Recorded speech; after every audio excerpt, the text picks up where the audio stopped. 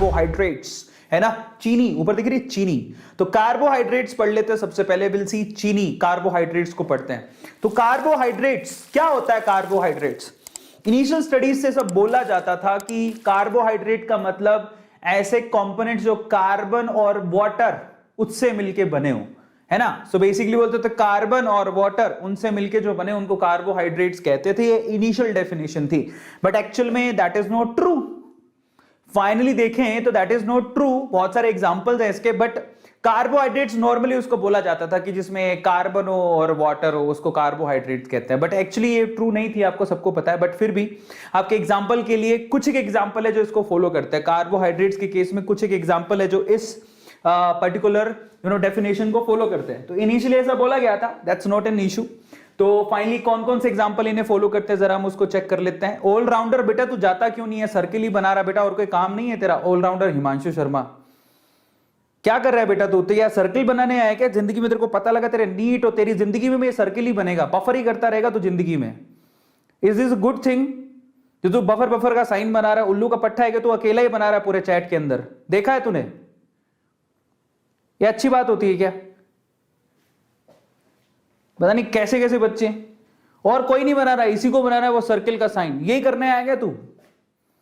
चलो so finally जरा देखो इसको फॉलो कौन कौन सा करता है। जैसे कि ग्लूकोज C6H12O6, अगर आप देखोगे तो ये आपका इसको फॉलो करता है। इसमें अगर आप देखोगे तो 6 कार्बन है और वाटर के मॉलिक्यूल कितने हैं? वाटर के मॉलिक्यूल भी यहां पर 6 ही हैं।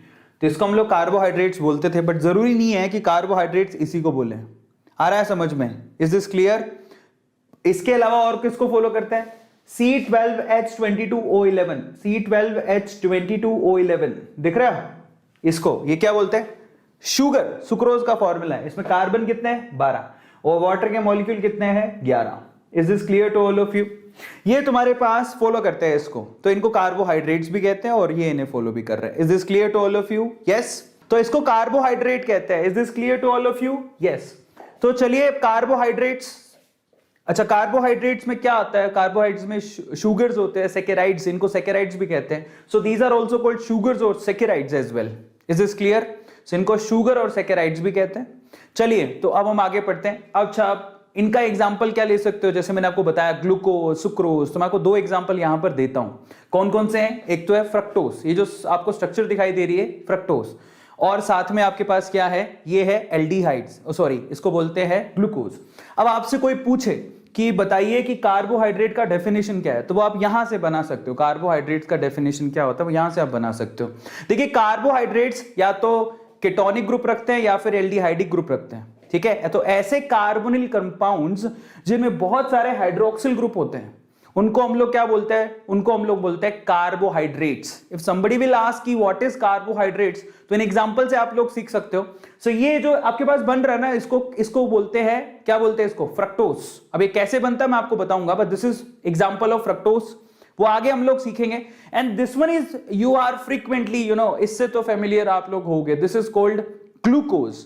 तो अगर आपको कोई पूछे कि कार्बोहाइड्रेट्स जिसको हम लोग शुगर या सैकेराइड्स भी कहते हैं, वो क्या होते हैं, तो वो होते हैं ऐसे कार्बोनिल कंपाउंड जिसमें केटोन या एल्डिहाइडिक ग्रुप होते हैं, पहली चीज तो ये, और उनमें बहुत सारे आपको क्या मिलेंगे? हाइड्रोक्सिल ग्रुप मिलेंगे, उनको हम लोग कार्बोहाइड्रेट्स कहते हैं। ठीक है, सबको समझ में आ गया? तो दोज आर कॉल्ड कार्बोहाइड्रेट्स। अब उनको हम लोग डिटेल में पढ़ेंगे। कार्बोहाइड्रेट्स को हम लोग शुगर या सैकेराइड्स भी कहते हैं, और ये डोंट वरी, ये जो ग्लूकोज का स्ट्रक्चर बना हुआ है जिसमें एल्डिहाइड ग्रुप है, या फिर फ्रक्टोज का स्ट्रक्चर बना हुआ है जिसमें कीटोन ग्रुप है, ये मैं आपको अभी पढ़ाऊंगा, ठीक है। सो चलिए, इसमें सबसे खास बात क्या होती है? इसमें कीटोन ग्रुप होता है या फिर एल्डिहाइड ग्रुप होता है, और बहुत सारे OH, ये हाइड्रोक्सिल ग्रुप लगे हुए होते हैं, ठीक है। चलिए अब कार्बोहाइड्रेट्स को थोड़ा सा क्लासिफाई करते हैं। कार्बोहाइड्रेट्स क्लासिफाई होते हैं इस तरह से, जैसे कि पहला है मोनोसैकेराइड। मोनोसैकेराइड का क्या मतलब है? मोनोसैकेराइड का मतलब है, ध्यान से सुनिएगा, मोनोसैकेराइड का मतलब यह है कि अगर आप उसे पानी में डाल भी दोगे तो वो एक ही यूनिट है, वो एक से ज्यादा यूनिट में डिवाइड नहीं हो सकती, सेपरेशन पॉसिबल नहीं है। जैसे कि एग्जांपल के तौर पे ग्लूकोज, फ्रक्टोज, गैलेक्टोज, अगर आप इन्हें पानी में डाल भी दोगे तो इनका एक से ज्यादा मतलब एक खुद ही सिंगल ही यूनिट है, इनके टुकड़े नहीं हो सकते। आगे इनको सेपरेशन पॉसिबल नहीं है, और ज्यादा आप लोगों को इसके अलावा ये टूट के कुछ और नहीं देंगे। आ रहा है समझ में? तो ये सिंगल यूनिट है, इनको मोनोसैकेराइड कहते हैं। ग्लूकोज, फ्रक्टोज और galactose, these are called what? Monosaccharides. इनको हम लोग क्या बोलते हैं? मोनोसैकेराइड्स कहते हैं। Is this clear to all of you? या सो ये मोनोसैकेराइड्स कहलाता है। अच्छा, इसके अलावा मोनोसैकेराइड जिसमें सिर्फ एक ही यूनिट होती है, इसके अलावा होता है अगर किसी को पानी में डालने पर वो 2 या 2 से ज्यादा सैकेराइड्स दें, मोनोसैकेराइड्स 2 या 2 से ज्यादा, 2 से लेके 10 तक अगर यूनिट टूटकर मिलती हैं तो उसको ओलिगोसैकेराइड कहते हैं। जैसे कि एग्जांपल देता हूं सुक्रोज का। अगर आप सुक्रोज को पानी में डाल दोगे तो सबको पता है, मतलब अगर आप सुक्रोज को तोड़ना चाहोगे, ठीक है, पर्टिकुलर टेम्परेचर पर, तो ये टूट के आपको ग्लूकोज और फ्रक्टोज की एक एक यूनिट देगा। आपको पता है ना कि शुगर जो होता है सुक्रोज, उसमें ग्लूकोज और फ्रक्टोज से मिलके ही शुगर बनता है। ग्लूकोज और फ्रक्टोज से मिलके ही शुगर बनता है। इसका मतलब जब सुक्रोज को आप तोड़ोगे तो वो आपको 1 यूनिट ग्लूकोज की देगा, 1 यूनिट फ्रक्टोज की देगा। तो एक्चुअली वो क्या दे रहा है? ग्लूकोज आपको 2 मोनोसैकेराइड्स दे रहा है। समझ में आ गया? इसीलिए इसको क्या कहते हैं? इसको हम लोग ओलिगोसैकेराइड कहते हैं। Is this clear? This is called oligosaccharide. सबको समझ में आ गया? तो आप ध्यान से सुनिएगा, जिसके टुकड़े नहीं हो सकते वो मोनोसैकेराइड कहलाता है, जैसे ग्लूकोज हो गया, फ्रक्टोज हो गया, गैलेक्टोज हो गया। So these are examples of monosaccharide. Oligosaccharide क्या होता है? जिसको पानी में डालने के बाद 2 से लेकर 10 यूनिट तक आपको मिलती हैं, जैसे कि सुक्रोज आपको टूट के ग्लूकोज देगा और फ्रक्टोज देगा। Is this clear? सुक्रोज आपको टूट के ग्लूकोज देगा और फ्रक्टोज देगा। इसको ओलिगोसैकेराइड कहते हैं। एक होता है polysaccharide. Now what do you mean by polysaccharide? Polysaccharide ऐसे कार्बोहाइड्रेट्स होते हैं जिनको पानी में डालने के बाद वो आप लोगों को 10 से ज्यादा मोनोसैकेराइड देते हैं। 10 से ज्यादा टुकड़े मिलेंगे आपको। जैसे कि यहां पर एग्जांपल है स्टार्च। आपको मैं आपकी जानकारी के लिए बता देता हूं, स्टार्च एक्चुअली 2 यूनिट से मिलकर बनता है। एक तो होता है अमाइलोज। ये अमाइलोज आप लोगों को दिख रहा है, ये कैसे होता है अपन आगे इसको चेक करेंगे डिटेल में। बट यहां पर ये अमाइलोज आपको दिख रहा है, जो बेसिकली क्या होता है, ग्लूकोज में कार्बन नंबर 1 और कार्बन नंबर 4 के साथ ग्लाइकोसिडिक लिंकेज करके बनाया जाता है। बहुत लंबा होता है ये, ठीक है। जब आप इसको तोड़ने जाओगे तो आपको बहुत ढेर सारी ग्लूकोज की मोनोसैकेराइड्स मिलेंगी। तो एक तो आपका जो स्टार्च होता है वो अमाइलोज से बनता है, दूसरा बनता है अमाइलोपेक्टिन से। अब अमाइलोज और अमाइलोपेक्टिन में फर्क क्या होता है? अमाइलोज में तो सिर्फ ग्लूकोज की यूनिट, जिसमें आप X2 सिर्फ X डायरेक्शन में इस तरह से पॉलीमरिक जोड़ी जाती है, सीधी सीधी। समझ में आ गया? जबकि अमाइलोपेक्टिन में यहां पर क्रॉस लिंक्ड भी होती है, ये ऊपर भी एक यूनिट होगी, नीचे भी यूनिट होगी और आपस में ग्लाइकोसिडिक लिंक से जुड़ी होगी। इसको अमाइलोपेक्टिन कहते हैं। तो ये आपके पास क्या कहलाते हैं? पॉलीसैकेराइड्स, जिसको अगर आप पानी में डाल दिए तो आपको n टाइम्स यानी बहुत सारी मोनोसैकेराइड्स मिलेंगी। ठीक है, चलिए अब इनको हम लोग डिटेल में पढ़ेंगे। अच्छा, कार्बोहाइड्रेट्स को एक और तरह से क्लासिफाई कर सकते हो, reducing and non reducing sugars. क्या कहलाता है? Carbohydrates are also classified in reducing and non reducing sugars. चलिए, रिड्यूसिंग शुगर क्या होती है? रिड्यूसिंग शुगर उसे कहते हैं जो कि, ध्यान से सुनना, रिड्यूसिंग शुगर उसे कहते हैं जो कि फेलिंग्स और टॉलेंस रिएजेंट को क्या कर दे? रिड्यूस कर दे। Fehling's reagent and Tollens reagent सुना है तुम लोगों ने? Tollens reagent silver mirror test, silver को रिड्यूस कर दे। तो आप ध्यान से सुनो, ध्यान से देखना, ऐसे शुगर्स जो कि फेलिंग्स को और टॉलेंस को क्या कर दे? रिड्यूस कर दे। समझ में आ गया? फेलिंग सॉल्यूशन क्या होता है? CuSO4 को फेलिंग सॉल्यूशन कहते हैं। उसमें 2 सॉल्यूशन होते हैं। फेलिंग सॉल्यूशन A में CuSO4 होता है, फेलिंग सॉल्यूशन B में पोटेशियम सोडियम टार्टरेट होता है। इसको हम लोग फेलिंग सॉल्यूशन कहते हैं। तो ऐसी शुगर जो कि फेलिंग सॉल्यूशन में कॉपर को रिड्यूस कर दे या फिर टॉलेंस सॉल्यूशन के अंदर सिल्वर को रिड्यूस कर दे, उसे हम लोग रिड्यूसिंग शुगर कहते हैं। और एक होती है non reducing sugar. Non reducing sugar मतलब जो फेलिंग और टॉलिंग को रिड्यूस ना कर पाए, जो फेलिंग्स और टॉलेंस को रिड्यूस ना कर पाए। Is this clear? तो कार्बोहाइड्रेट्स को फिर से 2 पार्ट में डिवाइड किया जाता है। एक तो फेलिंग्स होती है और एक तो रिड्यूसिंग शुगर होती है और दूसरी नॉन रिड्यूसिंग शुगर होती है। रिड्यूसिंग शुगर मतलब जो फेलिंग्स और टॉलेंस को रिड्यूस कर दे, उसमें से सिल्वर और कॉपर को रिड्यूस कर दे, है ना। सिल्वर को Ag+1 से Ag में लेके जाए, कॉपर को Cu+2 से +1 पे लेके जाए। तो जो सिल्वर और कॉपर को रिड्यूस कर दे वो रिड्यूसिंग शुगर, जो ना रिड्यूस कर पाए वो नॉन रिड्यूसिंग शुगर। अब पहचानेंगे कैसे, हमें कैसे पता लगेगा कि रिड्यूसिंग शुगर कौन सी है और नॉन रिड्यूसिंग शुगर कौन सी है? बेटा अभी बताता हूं, अभी 2 मिनट तो पहले बोला हूं, समबड़ी सिंह रिपीट कर दो। क्या है इसमें? कार्बोहाइड्रेट्स यानी कि सैकेराइड्स 2 पार्ट में क्लासिफाई किए जा सकते हैं, एक तो रिड्यूसिंग शुगर, एक non reducing sugar. Reducing sugar किसे कहते हैं? जो कि टॉलेंस रिएजेंट के साथ या फिलिंग रिएजेंट के साथ क्या कर सके? रिडक्शन कर सके। अब जिसको ये भी नहीं पता तो मैं आपको थोड़ा सा आइडिया दे देता हूं, मेरी बात ध्यान से सुनना। आप लोगों ने ये केमिकल रिएक्शन पढ़ा है कि नहीं पढ़ा, कि आपके जो एल्डिहाइड्स होते हैं, ठीक है, आपके जो एल्डिहाइड्स होते हैं वो अमोनियकल सिल्वर यानी कि AgNH3 ठीक है, ये आपके पास, इसको अमोनियकल सिल्वर कहा जाता है। क्या कहा जाता है? अमोनियकल सिल्वर। थोड़ा पढ़ोगे तो थोड़ा दिमाग में घुसेगा, अदरवाइज नहीं घुसेगा। इसको टॉलेंस रिएजेंट भी कहते हैं। अब ये क्या करते हैं? केमिकल रिएक्शंस आपको पता होंगी कि ये एल्डिहाइड्स में इतनी पावर होती है कि यहां से सिल्वर को निकाल सकता है और सिल्वर यहां से रिड्यूस होकर और खुद को ऑक्सीडाइज कर लेता है RCOO- में। ये पढ़े हो, इसी को सिल्वर मिरर टेस्ट भी कहते हैं और ये टॉलेंस रिएजेंट है। ऐसी फेलिंग रिएजेंट भी होता है। फेलिंग रिएजेंट में क्या होता है? पढ़ने से आएगा, अब ऐसे रट्टा मारने से तो कुछ नहीं होगा। RCHO अगर फेलिंग रिएजेंट में Cu+2 आयन होता है, ये आपको पता होना चाहिए। ये फेलिंग रिएजेंट में Cu+2 आयन होता है। ये क्या करेगा? उसको Cu+2 को Cu+1 में कन्वर्ट कर देगा, Cu2O, और प्लस साथ में खुद को ये क्या करता है? ऑक्सीडाइज। बहुत सिंपल केमिकल रिएक्शन है ये। आपको मैंने कहा पढ़ाई थी 12th क्लास के अंदर, आपकी जो एल्डिहाइड कीटोन वाला चैप्टर है उसके अंदर आप लोगों ने पढ़ा हुआ होगा। कई बच्चों की तो आदत होती है, तब पढ़ने के बाद ही बोलते हैं रिपीट रिपीट रिपीट, जिंदगी भर उनका रिपीटेशन ही चलता रहेगा। तो जो टॉलेंस ऑफ फेलिंग को रिड्यूस कर दे वो रिड्यूसिंग शुगर, जो ना कर पाए वो नॉन रिड्यूसिंग शुगर। अब इतनी सी लाइन भी समझ में नहीं आया ना, तो तुम बेटा अमेज़न पे लाल चड्डी ऑर्डर कर दो, जल्दी सी काम आएगा। अब देखो यहां पर, यहां सिर्फ सवाल ये उठता है कि हमें कैसे पता लगेगा कौन सा रिड्यूसिंग है कौन सा नॉन। पहले एग्जांपल देता हूं मैं आपको, तो ध्यान से आप समझना, ध्यान से समझना। जो डायसैकेराइड्स होते हैं, बहुत कम डायसैकेराइड्स हैं जो कि रिड्यूसिंग शुगर्स हैं, ठीक है, जैसे कि माल्टोस, जैसे कि लैक्टोस। माल्टोस, लैक्टोस ये रिड्यूसिंग शुगर्स हैं। हमें कैसे पता लगेगा? मैं आपको बताता हूं थोड़ी देर में, मैं इसी में से बता दूंगा।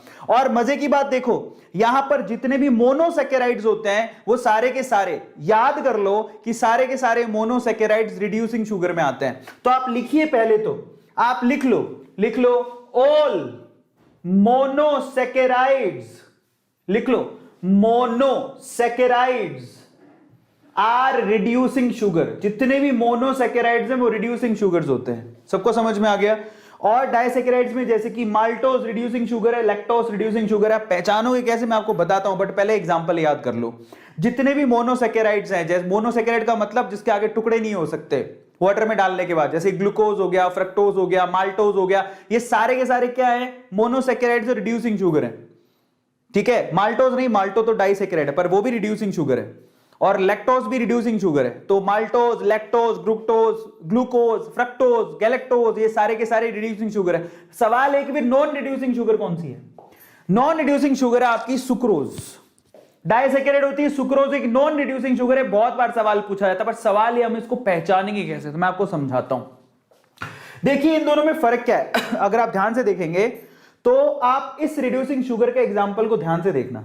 इसके पास एक ईथर है, ईथर दिख रहा है, ईथर, और एक OH ग्रुप है जो कि फ्री है। ध्यान से समझना, एक ईथर, एक OH ग्रुप और एक H ग्रुप, ये तीनों ग्रुप जिसके पास मिले, दिख जाए तुम्हें कहीं भी, एक ईथर, ध्यान से समझना, एक ईथर, एक फ्री OH ग्रुप और एक H ग्रुप अगर तुम्हें फ्री दिख जाए तो मतलब वो रिड्यूसिंग शुगर होगी। जैसे इसके अंदर है, ये ईथर है प्रेजेंट है, एक हाइड्रोजन फ्री है, एक OH फ्री है, तो ये रिड्यूसिंग शुगर होगी। नीचे भी देखो, ये ईथर है, ये H फ्री है, ये OH फ्री है, रिड्यूसिंग शुगर है। आप यहां पर मोनोसैकेराइड को पकड़ो, जरा ध्यान से आप इसको चेक करना। ये जो तुम्हें बना है ना ये मोनोसैकेराइड, ये उसकी स्ट्रेट स्ट्रक्चर है। इसको साइक्लिक स्ट्रक्चर बनाओगे तो इसमें भी तुम्हें ईथर मिलेगा, H मिलेगा और OH मिलेगा। आ रहा है समझ में? हर एक मोनोसैकेराइड के अंदर तो ईथर, H एंड OH मिलेगा ही, ये ध्यान रखना है। ये इसकी स्ट्रेट स्ट्रक्चर बना रखी है। जब इसकी साइक्लिक स्ट्रक्चर मैं आपको बना के दिखाऊंगा तो ये सारे के सारे आपको क्या दिखेंगे? Yes, reducing sugars. अच्छा, नॉन रिड्यूसिंग शुगर ये क्यों है? इसके अंदर आप ध्यान से देखो, अगर आप पूरी स्ट्रक्चर में गौर से देखोगे तो आपके पास इसमें E है लेकिन OH नहीं है, H भी है लेकिन क्या OH है? नहीं है, OH फ्री नहीं है। मतलब एक साथ एक ही कार्बन पे होने चाहिए। मैं आपको क्या बोल रहा हूं, एक ही कार्बन पे हाइड्रोजन भी होना चाहिए, एक ही कार्बन पे ईथर भी होना चाहिए और एक ही कार्बन पे OH भी होना चाहिए। क्या ऐसा है? एक ही कार्बन पे अगर तीनों चीजें होंगी तो वो रिड्यूस कहलाएंगी, अदरवाइज नॉन रिड्यूसिंग कहलाएंगी। इस कार्बन को गौर से देखो, इसके पास हाइड्रोजन है, ईथर है, बट OH नहीं है। आ गया समझ में? आ जाओ इधर देख लो, ये ईथर है इसके पास, समझ में आ गया, पर इसके पास यहां पर OH नहीं है। Is this clear? ये इसको रिड्यूसिंग और नॉन रिड्यूसिंग शुगर कहते हैं। Is this clear to all of you? सबको समझ में आ गया? तो ध्यान रखना भैया, reducing and non reducing sugar को पहचानना बड़ा आसान होता है। अब हम पढ़ेंगे ग्लूकोज। तो ग्लूकोज का सबसे पहले तो स्ट्रक्चर सबको पता होना चाहिए। आप में से कितने ऐसे बच्चे जिनको ग्लूकोज का स्ट्रक्चर पता है? देखो ग्लूकोज, मैं आपकी जानकारी के लिए आपको बता देता हूं मेरे प्यारे बच्चों। You want to know that glucose क्या होता है? You want to know that? चलिए, तो सबसे पहले तो अपन देखो ग्लूकोज के अंदर टोटल कितने कार्बन होते हैं, याद कर लो, काम आएगा बहुत ज्यादा। ठीक है, हंसी ठट्ठा तो चलता रहेगा बाकी जिंदगी में, बाकी पढ़ने से ज्यादा ही कुछ आएगा। देखिए ग्लूकोज में आपको सबको पता है 6 कार्बन होते हैं, 12 हाइड्रोजन होते हैं और 6 ऑक्सीजन होते हैं। तो आप सब जानते हैं 6 कार्बन, 12 हाइड्रोजन और 6 ऑक्सीजन होते हैं। आपको पता है सबको, ये शायद तुम होशियार हो। और इनको 6 कार्बन, 12 हाइड्रोजन और 6 ऑक्सीजन को लगाया कैसे जाता है? ठीक है, तो जरा आप उसको ध्यान से देखो। इनको स्ट्रेट चेन में लगाया गया अगर इस तरह से, और इसकी प्रूफिंग भी दी जाती है कि वे स्ट्रेट चेन में क्यों लगे हुए हैं। कितने हो गए टोटल? 1 2 3 4 5 है ना। थोड़ा सा मेरे को जगह और चाहिए तो मैं यहां पर बना देता हूं, जरा आप ध्यान से इसको चेक करना। तो देखो 6 कार्बन को स्ट्रेट चेन में लगा दिया। 1 carbon, 2 carbon, 3 carbon, 4 carbon, 5 carbon, 6 carbon, लग गए 6 कार्बन लाइन पे। अब जो ऊपर ऊपर वाला होता है उसमें होता है आपके पास एल्डिहाइड ग्रुप। ये देखो, ये एल्डिहाइड ग्रुप है, ध्यान से इसको चेक करना, याद कर लो। पहला कार्बन उसको एल्डिहाइड ग्रुप होता है, लगा दिया। जो दूसरा कार्बन है उसमें एक तरफ आप OH ग्रुप लगाते हो और एक तरफ आप H ग्रुप लगाते हो। जो तीसरा कार्बन होता है उसमें एक तरफ आप H ग्रुप लगाते हो, दूसरी तरफ आप OH ग्रुप लगाते हो। जो चौथा कार्बन होता है उसमें as it is OH group and then H group. 5वें कार्बन में भी OH group and then H group. छठा कार्बन है वो हमारे पास CH2OH। ये आपके पास ग्लूकोज की स्ट्रक्चर है, स्ट्रेट स्ट्रक्चर। पर सवाल ये है कि हमने कैसे बनाई है? हमको कैसे पता कि यहां पर OH है, हाइड्रोक्सिल ग्रुप है? हमें कैसे पता कि यहां पर एल्डिहाइड ग्रुप है? समझ में आया? हमें कैसे पता है कि 6 कार्बन ऐसे स्ट्रेट चेन में लगे हुए हैं? तो इसका प्रूफ क्या है? हमें कैसे पता कि ये जो कार्बन है वो तो आपके पास सेकेंडरी अल्कोहल है, लेकिन ये कार्बन प्राइमरी अल्कोहल है। अगर आप ध्यान से देखोगे तो ये 1 डिग्री अल्कोहल है, जबकि सारे के सारे 2 डिग्री अल्कोहल है। आ गया समझ में? तो हमें कैसे पता? तो इसके मैं प्रूफ दूंगा। तो आप पहले तो ना ये स्ट्रेट स्ट्रक्चर सबको याद होनी चाहिए। आपको कुछ भी नहीं आता और ये आता है तो कम से कम इतना तो लिख के आओगे। आया समझ में? तो चलो ग्लूकोज को पढ़ लेते हैं। So let's see glucose. तैयार हो तुम लोग? ग्लूकोज के आर्टिकल को देखते हैं। तो जरा आप ध्यान से देखो ग्लूकोज के आर्टिकल को। ग्लूकोज के आर्टिकल में सबसे पहले आप लोगों को याद होनी चाहिए इनकी फिशर प्रोजेक्शन। अब मैं आपको ना थोड़ी डिटेल में चीजें बताता हूं। फिशर प्रोजेक्शन याद होनी चाहिए, मैंने थोड़ी देर पहले ही बनाई थी इसको, याद है? अब मैं इसको थोड़ा सा और डिटेल में बना के दिखाता हूं, जरा उसको ध्यान से इसको चेक करना। और बार बार जितनी बार बनाओगे, क्योंकि यही खेल है, सारा खेल यही है, तुम्हें स्ट्रक्चर पता होनी चाहिए। समझ में आ गया? इनके फिशर प्रोजेक्शन, इनके होवर्थ प्रोजेक्शन पता होने चाहिए। तो मैं जो बोलने जा रहा हूं उसको ध्यान से समझना। अगर आपने वो समझ लिया तो आपका काम हो जाएगा। तो आप जरा ध्यान से देखो, यहां पर मैंने क्या किया, कार्बन 6 सीधे लाइन पे लगाए। 1 carbon, 2 carbon, 3 carbon, 4 carbon, 5 carbon और 6 कार्बन, याद कर लो। उसमें एक पहले वाले कार्बन पे एल्डिहाइड ग्रुप बना दी। दूसरे वाले कार्बन पे यहाँ OH लगाया। समझ में आ गया? फिर यहाँ पर OH लगाया। इस देखो तीसरे कार्बन पे ऑपोजिट OH लगेगा, चौथे कार्बन पे सेम OH लगेगा, 5वें पे सेम OH लगेगा। बहुत इंपॉर्टेंट है, और ये अगर याद नहीं है तो काम नहीं होगा। और लास्ट वाला कार्बन जो है CH2OH कहलाएगा। आ गया समझ में? बाकी जो बच रहा है उसको हाइड्रोजन लगा दो। ये हाइड्रोजन, ये हाइड्रोजन, ये हाइड्रोजन और ये हाइड्रोजन। अब देखो कार्बन की संख्या याद करो। This is carbon number 1, this is carbon number 2, this is 3, this is 4, this is 5 and this one is 6। आ रहा है समझ में? ये कार्बन की संख्या लिखी है, ध्यान रखना, उल्लू के पट्टों कहीं गलत मत बोल देना। ये कार्बन नंबर 1 है, कार्बन नंबर 2 है, ये कार्बन नंबर 3 है, कार्बन नंबर 4 है, कार्बन नंबर 5 है और ये कार्बन नंबर 6 है। आ गया समझ में? अब मेरी बात ध्यान से सुनना, मैं यहां पर लिख रहा हूं, नोट लगाओ सब लोग। कार्बन नंबर जो 5 होता है उसमें अगर OH ग्रुप राइट साइड में लगा हुआ है, ठीक है, तो उसको हम लोग बोलेंगे डी फॉर्म। कौन सी फॉर्म? D form. ग्लूकोज की डी फॉर्म कहलाती है। कार्बन नंबर 5 में OH ग्रुप राइट साइड में लगा हुआ है, देखो राइट साइड में लगा हुआ है। कार्बन नंबर 5 में अगर OH ग्रुप राइट साइड में लगा हुआ है, इसको क्या बोलेंगे? D glucose. क्या बोलते हैं इसको? D glucose. इसको हम लोग डी ग्लूकोज कहते हैं। तो अगर कोई पूछे कि डी क्यों लगाया, डी लगाया कार्बन नंबर 5 की वजह से। अब अगर मैं बनाऊं इसकी मिरर इमेज, इसकी मिरर इमेज बनाऊं, तो मिरर इमेज उधर बनेगी। तो आप ध्यान से देखो मिरर इमेज में क्या होगा। ये एक कार्बन, रुको मैं इसे कलर चेंज कर लेता हूं, ठीक है, ये एक कार्बन हो गया, ये दूसरा कार्बन, ये तीसरा कार्बन, ये चौथा कार्बन, ये पांचवा कार्बन और ये छठा कार्बन। 6 कार्बन लग गए। इधर से मैं उसकी मिरर इमेज बना रहा हूं। तो इधर देखो इसकी मिरर इमेज में ये ऑक्सीजन यहां लगेगा, हाइड्रोजन यहां लगेगा, लग गया।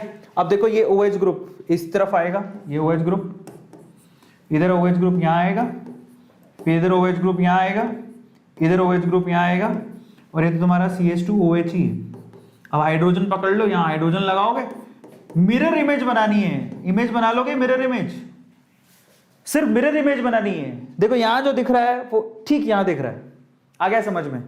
अब देखो ये D, तो उसकी मिरर इमेज क्या कहलाएगी? L। कैसे डिसाइड हुआ? कार्बन नंबर 5 से। ये कार्बन नंबर 1 है, कार्बन नंबर 2, 3, 4 एंड देन 5। 5 में OH ग्रुप कहां लगा हुआ? लेफ्ट हैंड साइड में। तो अगर आपके पास कार्बन नंबर 5 में OH ग्रुप लगा हो लेफ्ट साइड में, तो उसे बोलेंगे L। क्या बोलेंगे? L। तो ये डी ग्लूकोज है, तो वो क्या कहलाएगी? L। इसको बोलते हैं L glucose. Is this clear to all of you? किस किस को समझ में आ गया डी और L क्या होती है? बताओ। इसको फिशर प्रोजेक्शन कहते हैं। क्या कहलाता है ये? This is called Fischer projection. Is this clear? This is called Fischer projection. This is D and that is L। Clear है सब लोगों को? किस किस को समझ में आ गया? This is D and that is L। बताओ जल्दी से लिखो, किस किस को समझ में आ गया? ये डी है और वो L है। समझ में आ गया? इसको फिशर प्रोजेक्शन कहते हैं। और अब मैं आपको एक और इंपॉर्टेंट चीजें बताने जा रहा हूं। फिशर के बाद आता है होवर्थ। अगर आपने होवर्थ प्रोजेक्शन सीख ली, मैं गारंटी देता हूं बाबू, मुन्ना बाबू हो चाहे गुड्डू बाबू, दोनों पास हो जाएंगे, गारंटी दे सकता हूं।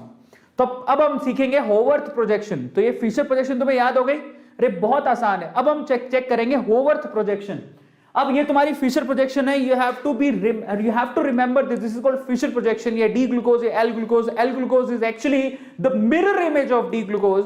डी ग्लूकोज के अंदर जो OH ग्रुप है 5वें कार्बन पे, वो इधर राइट हैंड साइड में है, जबकि 5वें कार्बन या लेफ्ट हैंड साइड में, जिसको L बोलते हैं उसको D बोलते हैं। तुम्हें पता होना चाहिए। अब हम क्या पढ़ने वाले हैं?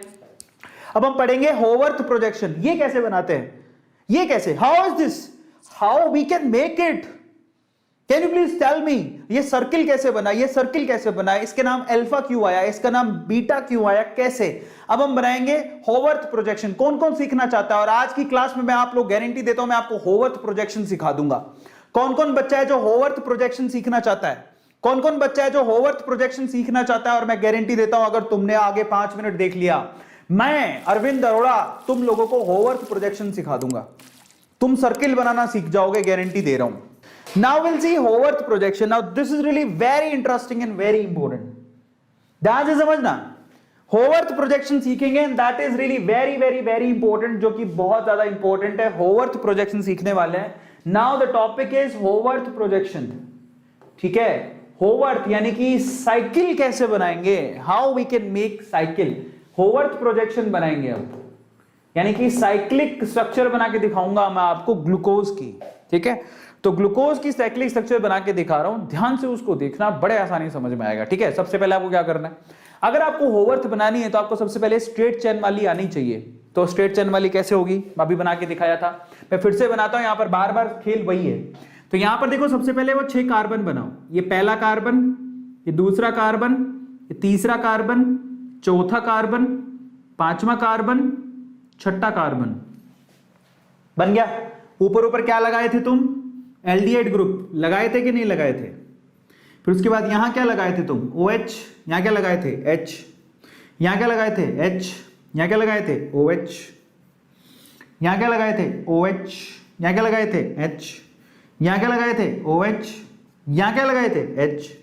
यहाँ क्या लगाए थे, C2OH, CH2OH लगाए थे। ये तो याद होनी चाहिए क्योंकि इसके बिना तो नहीं बन पाएगा।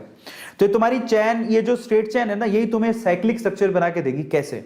अब आपको क्या करना है, इसमें हेमी एसिटाइल बनाना है। हेमी एसिटाइल कैसे बनता है मैं आपको बताऊंगा, चिंता काहे करते हो। तो आप इसमें ये जो आपको प्रोजेक्शन दिख रहा है, इसी में ही हेमी एसिटाइल बनाना है। कैसे बनाओगे देखो मैं आपको बताता हूं। यहां पर है ना, ये जो कार्बन नंबर 5 है, ये कमाल का है। ये कार्बन नंबर 5 कमाल है, कमाल। इसके पास है ना एक OH ग्रुप है, और स्पेसिफिकली यही OH ग्रुप बेसिकली रिएक्ट करेगा, क्योंकि बाकी बहुत पास पड़ रहे। यहां से ना अगर ये भी करेगा तो लंबी साइकिल नहीं बन पाएगी, इसलिए नहीं ऐसा होता। आपको पता होना चाहिए साइक्लिक कंपाउंड सबसे ज्यादा स्टेबल कौन से होते हैं। एक तो 6 मेंबर, जिस साइक्लिक स्ट्रक्चर के अंदर जिस 6 मेंबर्स हो वो ज्यादा स्टेबल होते हैं। 5 वाले भी ठीक ही स्टेबल होते हैं, 7 वाले भी स्टेबल होते हैं, लेकिन 5 से कम और 7 से ज्यादा वाले साइकिल स्टेबल नहीं होती।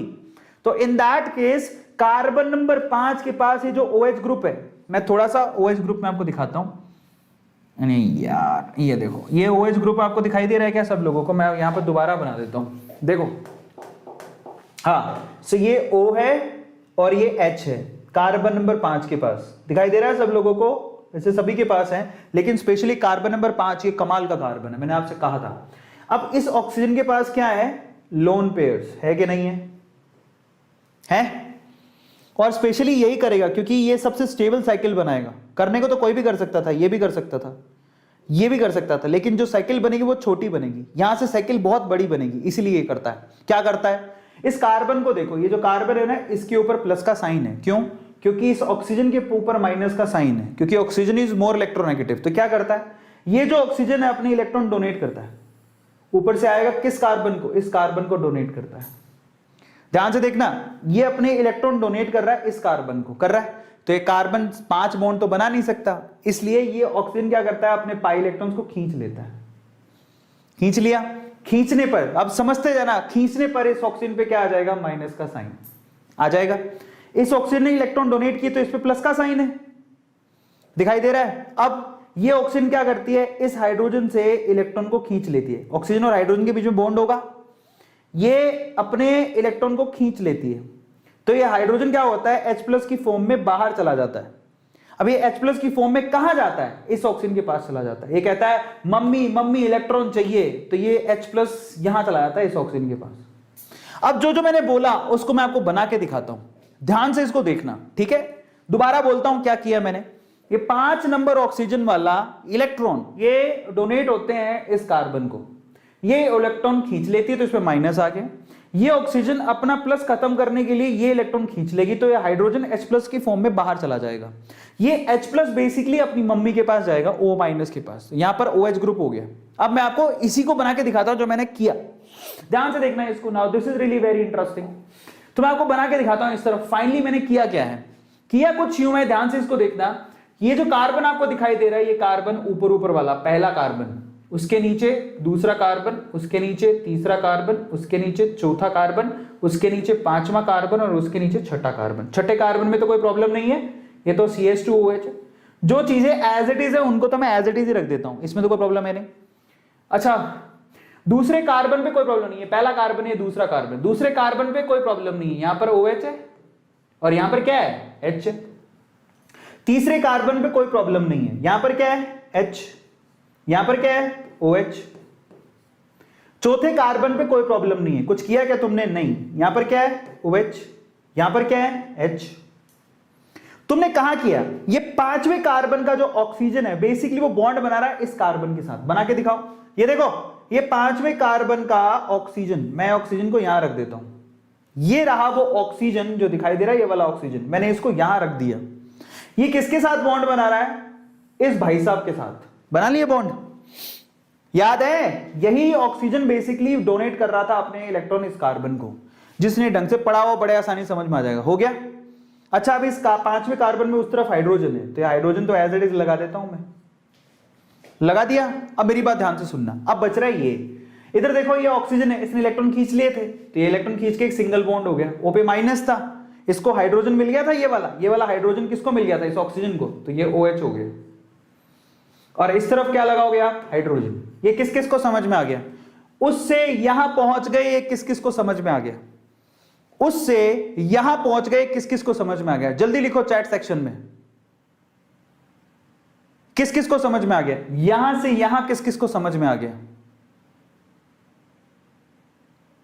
बहुत इंपॉर्टेंट, जिसको ये समझ में आ गया वो साइकिल बना पाएगा। अब आप ध्यान से देखना है क्या खास बात है इसमें और इसमें, क्या खास बात है मैं आपको बताता हूं। अगर आप गौर से देखोगे तो मैं बोलने की कोशिश करूंगा, ध्यान से समझना उसको। अगर आप गौर से देखोगे तो ये एक साइकिल बन गई। देखो, दिस इज अ साइकिल। कितने मेंबर हैं इसमें?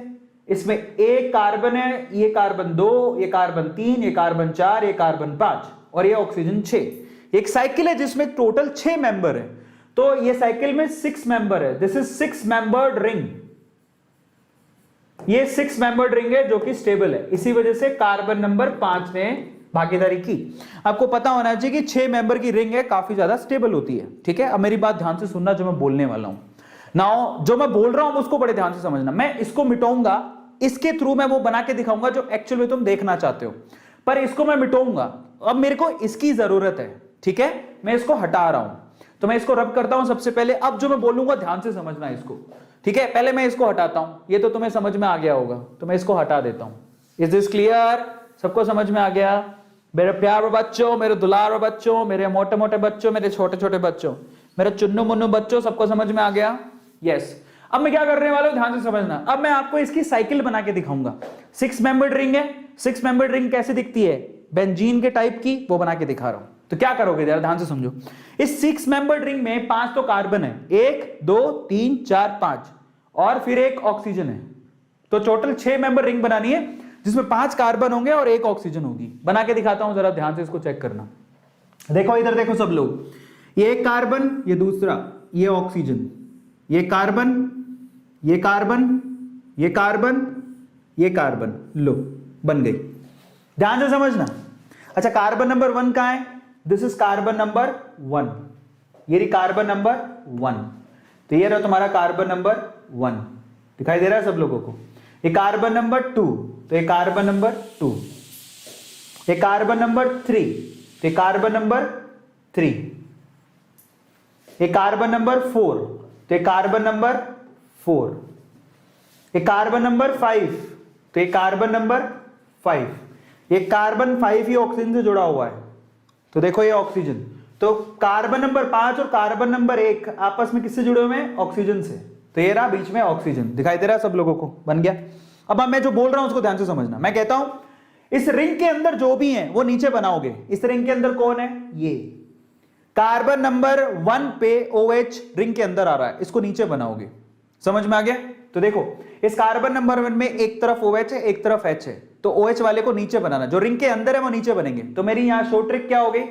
जो रिंग के अंदर है वो नीचे बनेंगे, नीचे बनेंगे बाबुआ, नीचे बनेंगे। कार्बन नंबर 1 में जो रिंग के अंदर है वो नीचे बनेंगे। ये OH नीचे आएगा तो ये H ऊपर आएगा। कार्बन नंबर 1 पे OH रिंग के अंदर है वो नीचे बनाया, हाइड्रोजन ऊपर बना दिया। कार्बन नंबर 2 में पकड़ो OH नीचे, तो देखो ये नीचे बनाऊंगा तो हाइड्रोजन ऊपर बनाऊंगा। समझ में आ गया? जो रिंग के अंदर है वो नीचे बनेंगे। ये रिंग के अंदर है, ये हाइड्रोजन देखो रिंग के अंदर है तो नीचे बनेगा। कार्बन नंबर 3 में हाइड्रोजन नीचे बनेगा, OH ऊपर बनेगा। आ गया समझ में? ये रिंग के अंदर है OH, कार्बन नंबर 4 में OH रिंग के अंदर है तो नीचे बनेगा। सो दिस इज नीचे बनेगा तो ये H ऊपर बनेगा। अब आते हैं कार्बन नंबर 5। कार्बन नंबर 5 को देखोगे तो एक तो है CH2OH और एक है H। तो इसकी जानकारी बता दो, जो भारी ग्रुप है वो भारी ग्रुप हमेशा ऊपर बनेगा, भारी ग्रुप ऊपर रहेगा क्योंकि ये भारी है। भारी मतलब नेता है ना? नेता है तो नेता ऊपर ही रहता है, तो CH2OH ऊपर रहेगा तो हाइड्रोजन नीचे। ये तुम्हारा बन गया।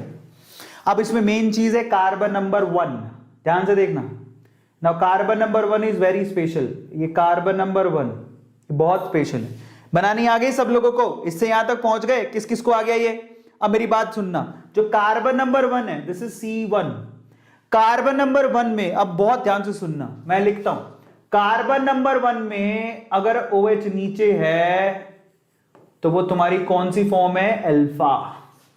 कार्बन नंबर 1 में, कार्बन नंबर 1 में लिख लो, कार्बन नंबर 1 में OH नीचे है तो वो हमारे फॉर्म है अल्फा, तो इसको क्या बोलेंगे? ये तुम्हारे लिए पहले तो D था, ये D था, ये D ग्लूकोज क्यों था? क्योंकि कार्बन नंबर 5 पे, ये तुमने कार्बन नंबर 5, ये वाला नहीं, कार्बन नंबर 5 पे OH तुमने यहां बनाया था, तो ये D ग्लूकोज तो था ही। अब मैं तुम्हें कहता हूं कार्बन नंबर 1 देखो, उसमें अगर OH ग्रुप नीचे होगा, लिखा हुआ कार्बन नंबर 1 में OH ग्रुप नीचे होगा तो वो अल्फा फॉर्म कहलाएगी। So this is called alpha D glucose. क्या कहलाया? Alpha D glucose. Is this clear to all of you? किस किस को समझ में आ गया? यहां से आज जिस को समझ में आ गया, ईमानदारी से बोल रहा हूं, उनको बादाम खाने की जरूरत नहीं है। वो शक्तिमान है, वो स्पाइडरमैन है, वो ब्लैक पैंथर है, वो आयरन मैन है, वो डेडपूल है, वो सब कुछ है। जिनको यहां से यहां समझ में आ गया वो शक्तिमान है, वो सर्वशक्तिमान है। उनको अमेजोन से लाल चड्डी लेने की जरूरत ही नहीं है, उन्होंने, भगवान ने ही उन्हें लाल चड्डी दिया हुआ है। वो सुपरमैन है, वो शक्तिमान है। बताओ किस किस को समझ में आ गया? यहां से यहां किस किस को समझ में आ गया? बताओ कौन कौन है शक्तिमान जिसको यहां से यहां समझ में आ गया? सो this is alpha D glucose. एक एक चीज बता रहा हूं, फिर मत कहना कि बताया नहीं। क्लियर है सब लोगों को? आ गया? अब मैं इसको मिटाऊंगा क्योंकि मुझे वो चाहिए, तो मैं इसको हटा रहा हूं, ठीक है? तो ये तुम्हें सब बता दिया मैंने, क्या होता है क्या नहीं होता। जिसको समझ नहीं आया प्रैक्टिस करना बैठ के भाई साहब, और कोई चारा नहीं है। तो अब मैं बताता हूं वो, उसको गौर से देखना। अब ये मैंने क्या कहा? मैंने आपसे कहा मेरे प्यारे बच्चों, कार्बन नंबर 1 में अगर OH नीचे हुआ तो वो अल्फा फॉर्म कहलाएगी। तो इसी तरह से अगर कार्बन नंबर 1 पे अगर OH ऊपर बना दो तो, OH ऊपर बना दो तो वो बीटा फॉर्म कहलाएगी। क्या कहलाएगी? बीटा। कार्बन नंबर 1 पे OH नीचे हुआ तो अल्फा, कार्बन नंबर 1 पे OH ऊपर हुआ तो बीटा। तो सिर्फ उसको घुमा दो, सिर्फ इसको फ्लिप कर दो, ऐसे करके यूं खटक कर दो, बीटा फॉर्म बन जाएगी। तो मैं बना के दिखाता हूं, ठीक है? ये तो मैं ले चुका हूं। बीटा फॉर्म देखो, बीटा फॉर्म। तो बीटा फॉर्म कैसे बनेगी? देखो यहां पर मैं आपको बना के दिखाता हूं। ये देखो, ध्यान से इसको चेक करना। Now that's really very very interesting, ठीक है? ठीक है, अब आप ध्यान से देखो, ये कार्बन नंबर 1, ये कार्बन नंबर 2, ये कार्बन नंबर 3, 4 एंड देन 5 और ऑक्सीजन। सिर्फ आपको यहां पर जो कार्बन नंबर 1 है उस पर फ्लिपिंग करनी है। सिर्फ यहां OH ऊपर करोगे, यहां H नीचे करोगे, बाकी एज इट इज बनाना है। सिर्फ यहां फ्लिपिंग करनी है, OH ऊपर H नीचे कर दिया बस, बाकी एज इट इज बनाना है जैसा बना हुआ है। यहां देखो OH नीचे H ऊपर, ठीक है? तो यहां पर OH नीचे H ऊपर, एज इट इज, कोई चेंज नहीं करोगे। यहां OH ऊपर H नीचे, तो यहां पर OH ऊपर H नीचे, यहां पर OH नीचे H ऊपर, यहां पर CH2OH ऊपर, यहां H नीचे, एज इट इज। देखो यहां पर किस में फर्क आ रहा है? सिर्फ अल्फा बीटा की जो फॉर्म होती है उसमें फर्क आता है, सिर्फ यहां पर कार्बन नंबर 1 पे। ध्यान से देखो, और कहीं फर्क नहीं है। ये तुम्हारे पास बीटा डी ग्लूकोज है। किस किस को आ गया समझ में? बीटा डी ग्लूकोज किस किस को समझ में आ गया? अल्फा और बीटा में क्या फर्क होता है? किस किस को समझ में आ गया? किस किस को समझ में आ गया? जस्ट राइट डाउन, जिसको समझ में आ गया बल्ले बल्ले है उसकी। तो मैं बताता हूं तुम्हें खास बात क्या है, ध्यान से इसको देखना। वो अल्फा है, ये बीटा है, बना दिया मैंने अल्फा बीटा, अल्फा अल्फा। आ गया सबको समझ में? Very good. तो अब मैं आपको बताता हूं, दैट्स वेरी सिंपल। यहां पर सिर्फ कार्बन नंबर 1 पे फ्लिपिंग कर दो, तुम्हें अल्फा से बीटा मिल जाएगा, और कुछ नहीं किया मैंने। कार्बन नंबर 1 पे फ्लिपिंग कर दो, तुम्हें अल्फा से बीटा मिल जाएगा, और कुछ नहीं किया। अब मजे की बात बताऊं, कोई पूछे कि बताओ कि अल्फा ज्यादा स्टेबल है कि बीटा, तो मैं आपको बता देता हूं आपकी जानकारी के लिए, बीटा इज मोर स्टेबल। अब क्यों? Beta is more stable. सवाल है कि क्यों? Now why? बीटा सबसे ज्यादा स्टेबल, ऐसा क्यों? अगर आप ध्यान से देखोगे तो ये देखो, ये जो OH ग्रुप है ये कहां है? नीचे। ये OH ग्रुप कहां है? नीचे। ये दोनों ही नीचे हैं। क्या होता है नीचे होने से? बड़े बड़े ग्रुप एक ही डायरेक्शन में आ गए, स्टेरिक हिंड्रेंस बढ़ गया, भीड़ बढ़ गई। आ गया समझ में? ये दोनों नीचे हैं, भीड़ बढ़ गई। लेकिन जब आप यहां पे देखोगे तो ये कहां है? OH ऊपर। ये कहां है? नीचे। ये कहां है? ऊपर। ये कहां है? नीचे। ये कहां है? ऊपर। तो ये कहां हो रहा है? ऊपर नीचे ऊपर नीचे ऊपर। समझ में आ गया? ऊपर नीचे ऊपर नीचे ऊपर, स्टेरिक हिंड्रेंस कम है। Now this is more stable, ये ज्यादा स्टेबल है। Is this clear? तो बड़े बड़े ग्रुप जो एक दूसरे के अपोजिट डायरेक्शन में है, दोज आर मोर स्टेबल।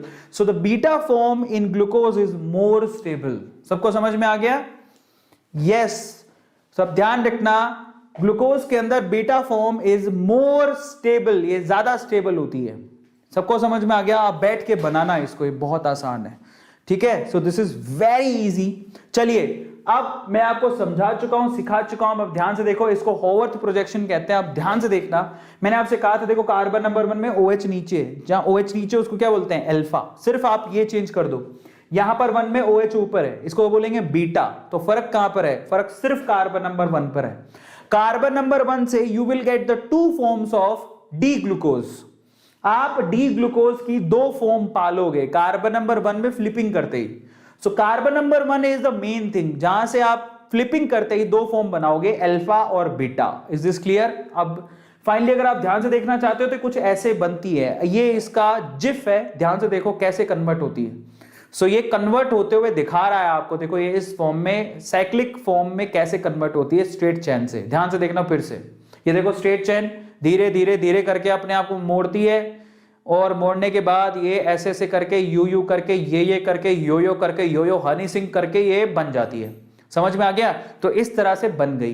तो ये बनती है, ये इस तरह से बनती दिखाई है, यो हनी सिंह मित्रानु चढ़ती थाड़ी थाड़ी थाड़ी। समझ में आ गया? सो this is how you can make the cyclic evidence.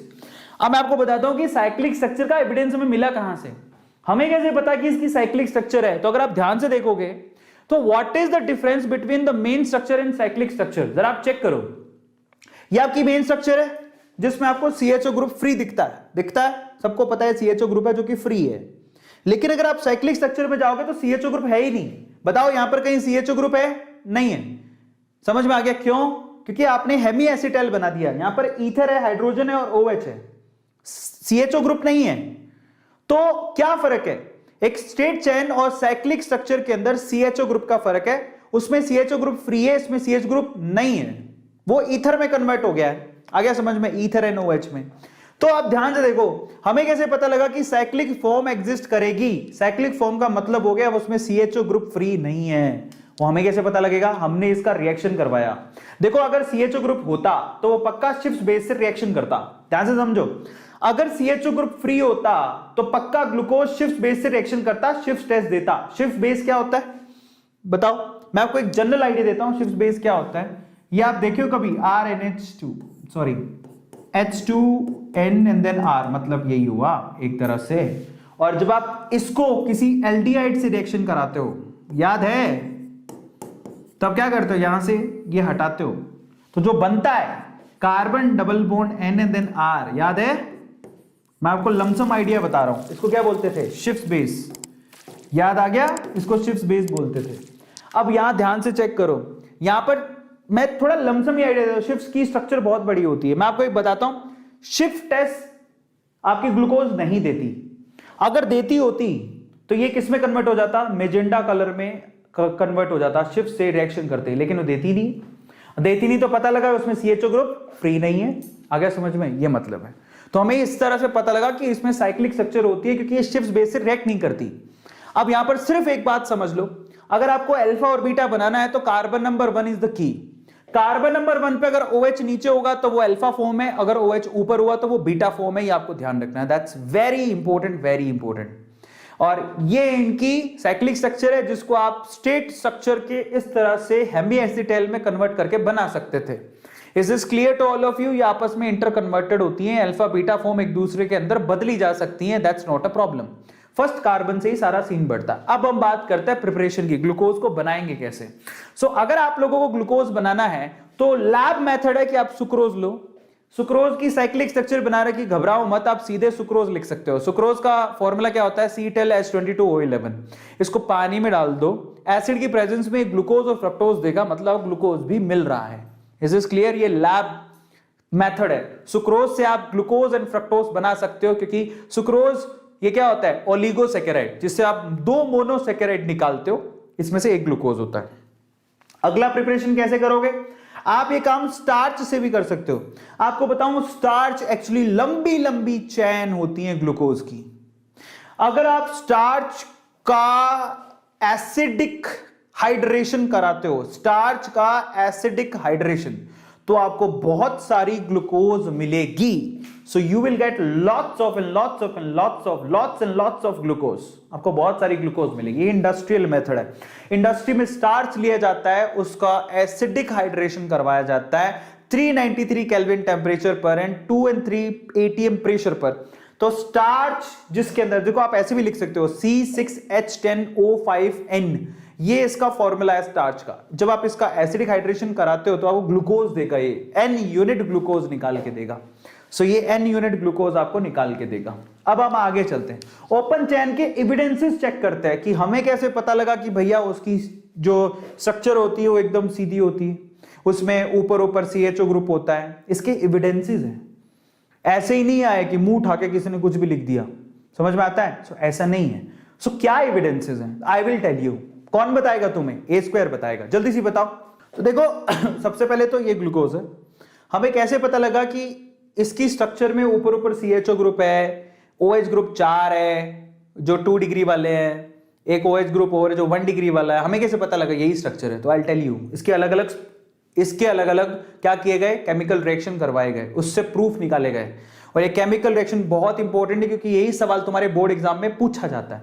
सो अगर कोई पूछे मुझसे कि कौन से बोर्ड एग्जाम में सवाल आते हैं, तो ग्लूकोज की केमिकल रिएक्शंस के ऊपर सवाल बथेरे पूछे जाते हैं। तो चलो मैं आपको बताता हूं। सबसे पहले केमिकल रिएक्शन, ये जो ग्लूकोज था उसकी रिएक्शन करवाई गई HI से। HI क्या होता है? Hydrogen iodide. हीट करा गया।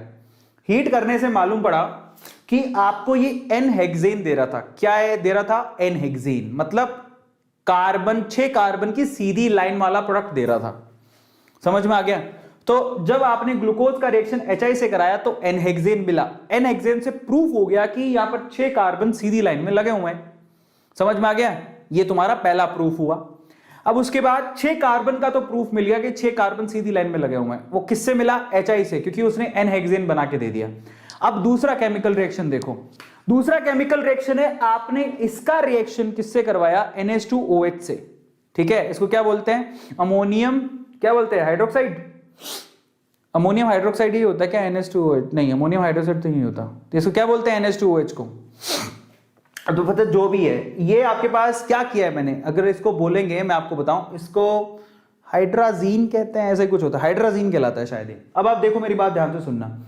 NH2OH में ये 2 हाइड्रोजन है। ठीक है, अब आपको अच्छे से पता होगा, जब मैंने आप लोगों को रिएक्शन करवाई थी कि जो NH2OH होता है, अगर मैंने यहां 2 हाइड्रोजन लगा दिए OH, ठीक है, हाइड्राजीन, सही हाइड्राजीन होता है।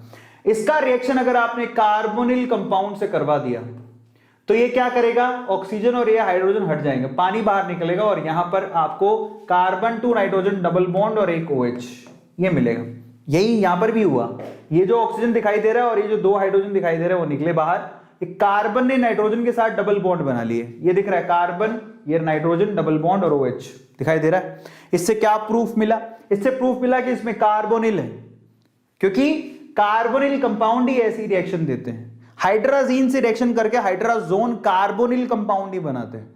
तो इसका मतलब यहां पर CO ग्रुप प्रेजेंट है, ये तुमको मिल गया। और जिसने सारी ऑर्गेनिक केमिकल रिएक्शन अच्छे से पढ़ रखी है उसको तो याद हो जाएगा, अदरवाइज नहीं होगा। तीसरी केमिकल रिएक्शन को देखो। नाउ थर्ड केमिकल रिएक्शन है HCN। देखो ये केमिकल रिएक्शन भी कार्बन, ये कार्बन ग्रुप को कंफर्म करती है। कैसे? आपको पता होना चाहिए। HCN में क्या है? CN-। HCN में क्या है? CN-। ये CN- क्या करेगा? यार ये क्या हो रहा है? रुको, HCN से रिएक्शन से क्या होएगा? I will tell you. HCN के क्या होता है? इसके अंदर CN-। CN- क्या करेगा? इस कार्बन पे अटैक करेगा। क्यों? क्योंकि इस कार्बन पे पार्शियल पॉजिटिव होता है। क्यों? क्योंकि इसके साथ ऑक्सीजन जुड़ा हुआ है जिसपे पार्शियल नेगेटिव होता है। तो ये इस कार्बन के साथ जुड़ता है और इस ऑक्सीजन को ये हाइड्रोजन मिल जाता है, तो ये साइनोहाइड्रीन बनाता है। आपको पता होगा ये CN ग्रुप और एक OH ग्रुप, ये आपने पढ़ा होगा। ठीक है, साइनोहाइड्रीन कहते हैं और ये मैंने आपको बहुत बार करवाया है, बहुत। ग्लूकोज साइनोहाइड्रीन, इससे कंफर्म हो गया कि इसके अंदर कार्बोनिल ग्रुप है। हो गया ग्रुप कंफर्म। अगला रिएक्शन देखो, नेक्स्ट रिएक्शन है, रुको, नेक्स्ट रिएक्शन आपके पास ये वाली, यहां से आपका CHO ग्रुप कंफर्म हुआ। कैसे? आपने ग्लूकोज की रिएक्शन जैसे ही ब्रोमीन वाटर के साथ कराई, ब्रोमीन वाटर ने क्या किया, ऑक्सीडेशन कर दिया। किसका ऑक्सीडेशन कर दिया, CHO ग्रुप का। अगर यहां पर कीटोन होता या कोई और ग्रुप होता तो वो कन्वर्ट नहीं होना था COOH में। हुआ क्या, यहां से जैसी ब्रोमीन वाटर से रिएक्शन कराई, जो CHO ग्रुप था, ध्यान से देखो, ये जो CHO ग्रुप था वो कंप्लीटली किस में कन्वर्ट हो गया, COOH में। तो इसका मतलब ये कंफर्म हो गया कि यहां पर एल्डिहाइड है। समझ में आ गया, कार्बन ग्रुप में कौन सा ग्रुप है, एल्डिहाइड। क्लियर हो गया, ये हमें ब्रोमीन वाटर ने बता दिया कि इसमें CHO ग्रुप है, एल्डिहाइड है। अगला रिएक्शन, अब हमें कैसे पता कि ये 4 हाइड्रोक्सिल ग्रुप है और एक ये तो 2 डिग्री वाले और 1 डिग्री वाले। आपने क्या किया, इसका रिएक्शन एसिडिक एनहाइड्राइड से कराया। क्या फायदा होता है एसिडिक एनहाइड्राइड, क्या होता है जरा बताओ मुझे। एसिडिक एनहाइड्राइड इसको बोलते हैं, ये देखो मैं लिख देता हूं, CH3 C double bond O then O C double bond O and then CH3, इसको बोलते हैं एसिडिक एनहाइड्राइड। अब क्या होगा इसकी रिएक्शन, इसकी खास बात ये होती है कि इसको अगर कहीं पे भी अल्कोहल मिल जाए तो अल्कोहल के हाइड्रोजन को वो पकड़ता है, ये पूरी यूनिट यहां से बाहर निकालता है। क्या निकला, CH3 COOH, और ये जो यूनिट है कंप्लीटली किससे जुड़ जाती है, इस ऑक्सीजन से। आ गया समझ में।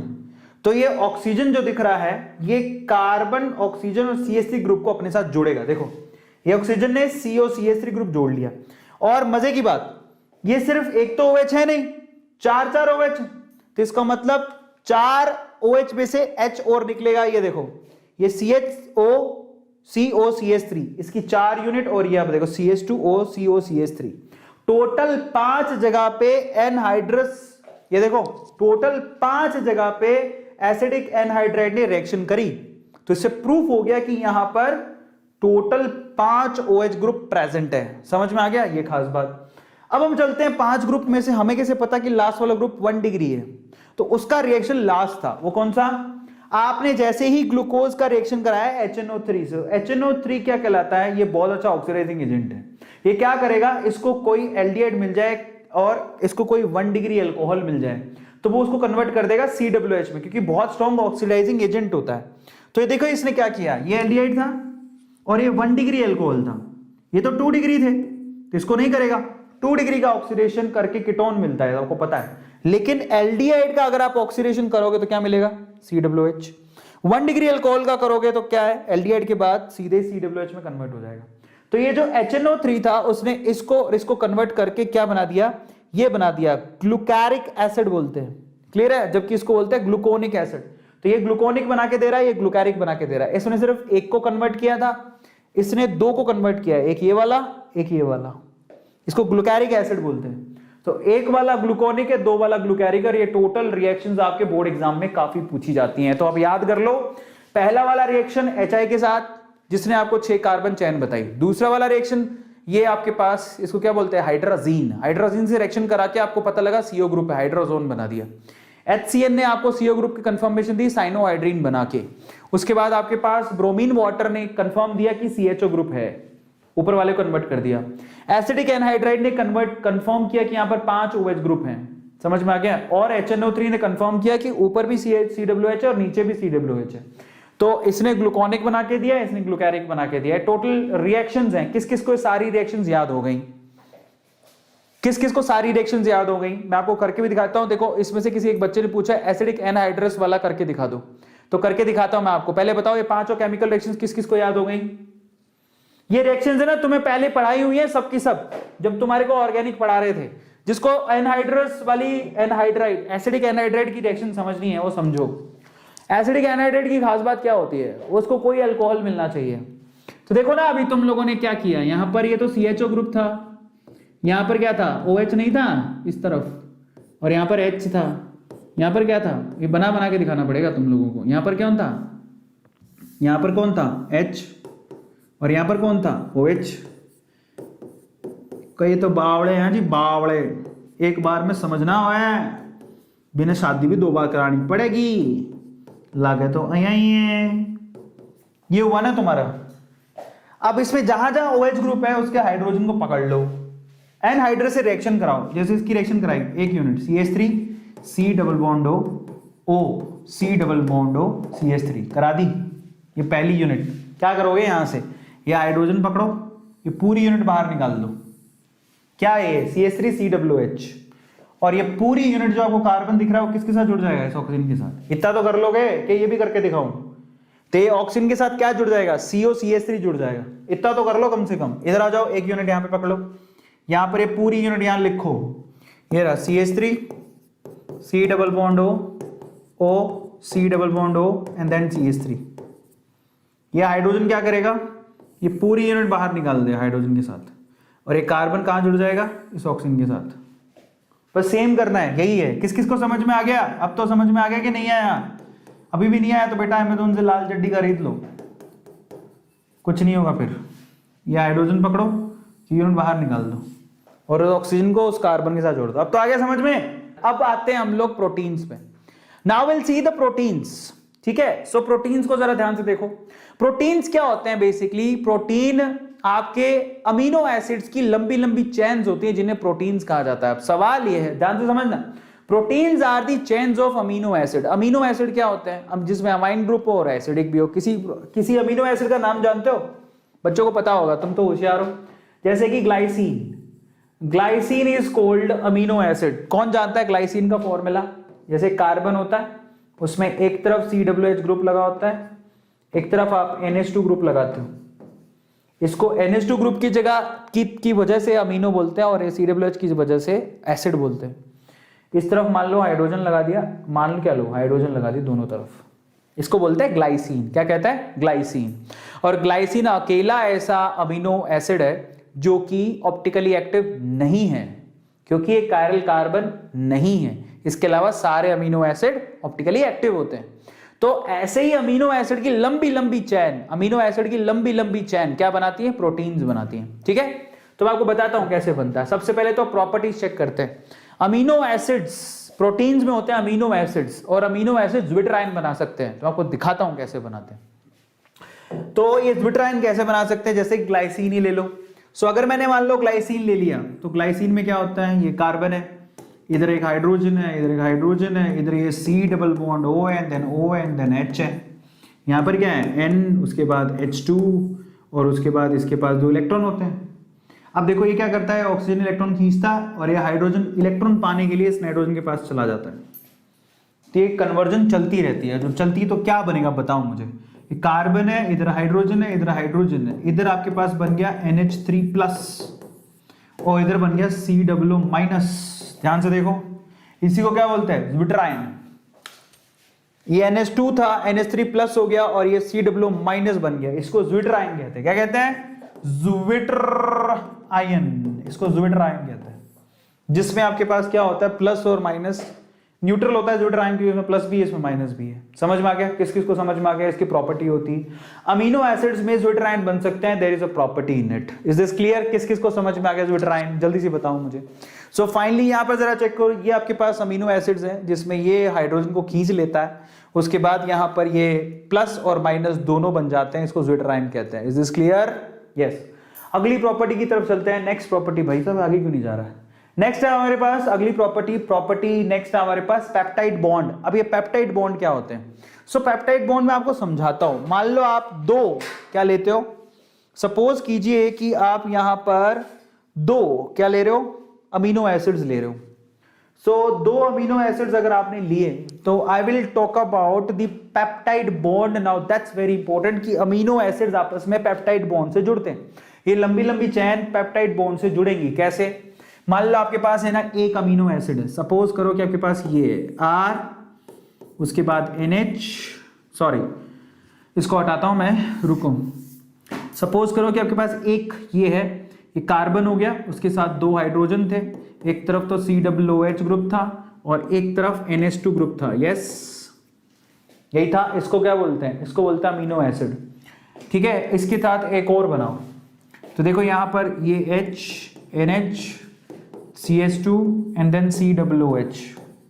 अब मैं आपको सिर्फ बोल रहा हूं पेप्टाइड बॉन्ड क्या होता है। अब मैंने एक ग्लाइसिन की 2 यूनिट ले ली, ग्लाइसिन ये भी है, ग्लाइसिन वो भी है। मैं क्यों बनाया ऐसा, मैं यहां से पानी बाहर निकालूंगा, इस OH में से मैं इस COOH में से OH निकालूंगा और NH2 में से H निकालूंगा, तो यहां से वाटर का मॉलिक्यूल बाहर निकलेगा। दिखाई दे रहा है सब लोगों को। अब जो बनेगा क्या बन रहा है जरा बताओ मुझे, ये CH2, उसके बाद C डबल बॉन्ड O उसके बाद यहाँ क्या बन रहा है NH, दिखाई दे रहा है, ये C double bond O and then NH जोड़ दिया, उसके बाद यहाँ पर CH2।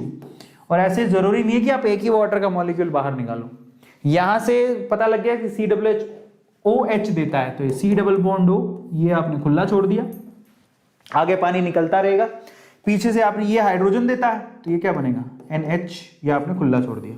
तो ऐसे लंबी लंबी चेन आपस में जुड़ती हैं, समझ में आ गया, N चेन्स, यहीं से प्रोटीन बनता है ना, ये प्रोसेस है प्रोटीन का। लेकिन आप जरा ध्यान से देखो, ये जो हुआ है ना आपके पास CONH, ये जो बॉन्ड है इसी को क्या बोलते हैं, पेप्टाइड बॉन्ड बोलते हैं। क्या बोलते हैं, peptide bond, this is called peptide bond. तुमने जेम्स बॉन्ड सुना होगा, किस किसने सुना है James Bond? So James Bond सुना है, इसी तरह से एक होता है peptide bond, so there is a peptide bond, इसी को पेप्टाइड बॉन्ड कहते हैं, इसी से लंबी लंबी चेन जुड़ती हैं। ठीक है, सबको समझ में आ गया, पेप्टाइड बॉन्ड इसे कहते हैं। अब आप ध्यान से इसको चेक करना, now that's very interesting and very important, this is peptide bond, पढ़ लो बेटा थोड़ा। तो पेप्टाइड बॉन्ड सबको समझ में आ गया कि यहां से H और यहां से OH निकलेगा और ये आपस में जुड़ जाएंगी, इसी को पेप्टाइड बॉन्ड कहते हैं। ये आपके पास CONH, जो अगर CONH की यूनिट दिखे इसको पेप्टाइड बॉन्ड कहते हैं। क्लियर है? अब हम चलते हैं और आगे। पेप्टाइड बॉन्ड के बाद टाइप्स ऑफ प्रोटीन, प्रोटीन कितने तरह का होता है? तो देखिए प्रोटीन जो है बेसिकली थांबा थांबा थांबा, प्रोटीन दो तरह का होता है अगर स्ट्रक्चर के हिसाब से देखें, एक होता है फाइब्रस प्रोटीन, एक होता है ग्लोबुलर प्रोटीन। फाइब्रस प्रोटीन जो है उसमें लंबे लंबे रेशे होते हैं जो आपस में गुत्थम गुत्थी होते हैं, जैसे आपके बाल देखियो, आपके बाल एक फाइब्रस प्रोटीन का एग्जाम्पल है। एक होता है आपके पास ग्लोबुलस प्रोटीन, ये दिखता है, ये आपस में ऐसे उलझे हुए होते हैं जैसे कि ऊन का गुच्छा देखियो, वो एक तरह से ग्लोबुलस प्रोटीन होता है, गोल गोल। मम्मी घर पे स्वेटर बनाती है तो ऊन का गुच्छा लेके बैठती होगी, तो वो जो दिखता है वो एग्जाम्पल है ग्लोबुलस का। और आपके लंबे लंबे बाल, लड़कियों के बाल लंबे लंबे होते हैं, वो फाइब्रस का एग्जाम्पल है। ठीक है, तो दो तरह के होते हैं, आपको पता ही है। ठीक है, तो इसके एग्जाम्पल क्या है? फाइब्रस का एग्जाम्पल है कोलेजन एंड कैरेटीन। कैरेटीन आपको पता है शैम्पू में कैरेटीन होता है, तो ये कोलेजन, ठीक है, कोलाजन जो भी होता है, collagen keratin example of fibrous. और अगर आप ग्लोबुलस की बात करो तो यहाँ पर myoglobin and insulin example of globular protein. ये सवाल पूछते हैं कि भैया ग्लोबुलर का एग्जाम्पल बताओ, तो इंसुलिन या फिर मायोग्लोबिन। जबकि फाइब्रस का एग्जाम्पल क्या होता है? Collagen and keratin. समझ में आ गया? चलिए, अब स्ट्रक्चर ऑफ प्रोटीन में एक और तरह से डिवाइड कर सकते हो।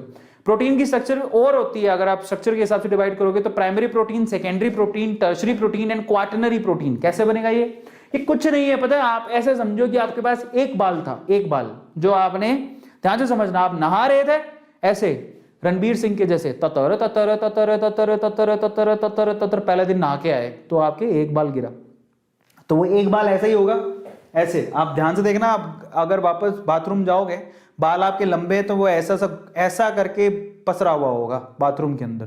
ठीक है, इसको बोलते हैं प्राइमरी। अब मान लो आपने वो बाल उठाया ही नहीं, अगले दिन नहाने गए, फिर से ततर ततर ततर ततर, दूसरा बाल गिरा, ततर ततर ततर ततर, अगले दिन तीसरा बाल गिरा, ततर ततर।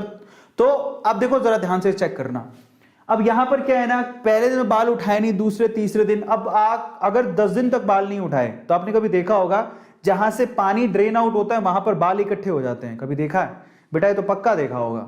ठीक है, सबका होता है।